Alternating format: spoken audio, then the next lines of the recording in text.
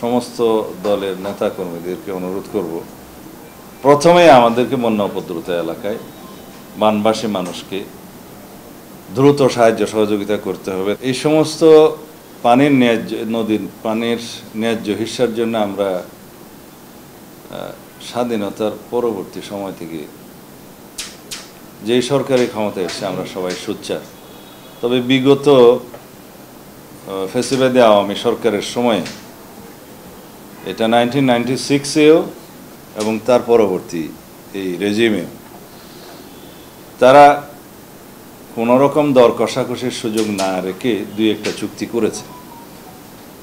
তাতে কোনো arbitration clause ছিল না এবং নদীর পানির ন্যায্য হিস্যা পাওয়ার ব্যাপারে তাদের অবস্থান পরিষ্কার ছিল না এবং তারা যেহেতু ম্যান্ডেটবিহীন সরকার ছিল এবং বাংলাদেশের জনগণের পক্ষে আন্তর্জাতিকভাবে কোনো দেশের সাথে দাবি আদায়ে তাদের কোনো শক্ত অবস্থান শিরদাঁড়া শক্ত ছিল না, যেটার ভুক্তভোগী সারা বাংলাদেশের মানুষ আমরা।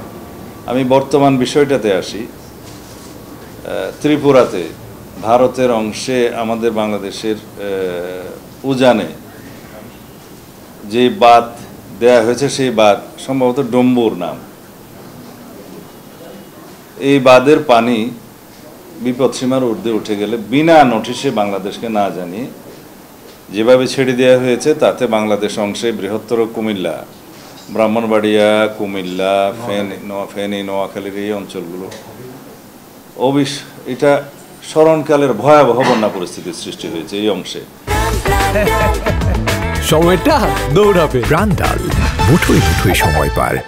আমি গতকালকে আমাদের একজন সিনিয়র লিডারের সাথে কথা বলছিলাম ওই অংশে, যেহেতু আজকে আমি বন্যা উপদ্রুত এলাকায় দলের পক্ষ থেকে বন্যা উপদ্রুত এলাকায় দেখতে যাচ্ছি। তিনি জানালেন তার বয়স প্রায় 75 থেকে 80-র কোঠা।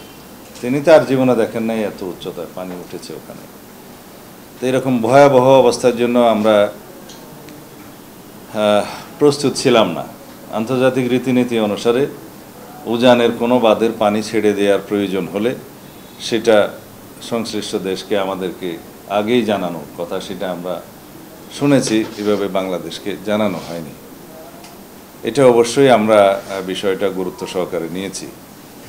তবে আমি দেশবাসীকে এই মুহূর্তে অনুরোধ করব, সমস্ত দলের নেতাকর্মীদেরকে অনুরোধ করব, প্রথমেই আমাদেরকে বন্যা উপদ্রুত এলাকায় বানবাসী মানুষকে দ্রুত সাহায্য সহযোগিতা করতে হবে, তাদেরকে উদ্ধার করতে হবে এবং তাদের ত্রাণ তৎপরতার পরবর্তীতে পুনর্বাসনের ব্যবস্থা করতে হবে। এবং আমি বর্তমান অন্তর্বর্তীকালীন সরকারের সংশ্লিষ্ট সকল উপদেষ্টা, মাননীয় প্রধান উপদেষ্টা সহ সবাইকে অনুরোধ জানাচ্ছি বাংলাদেশের এই অসহায় মানুষদের পাশে দ্রুততম সময় যেন দাঁড়ায়।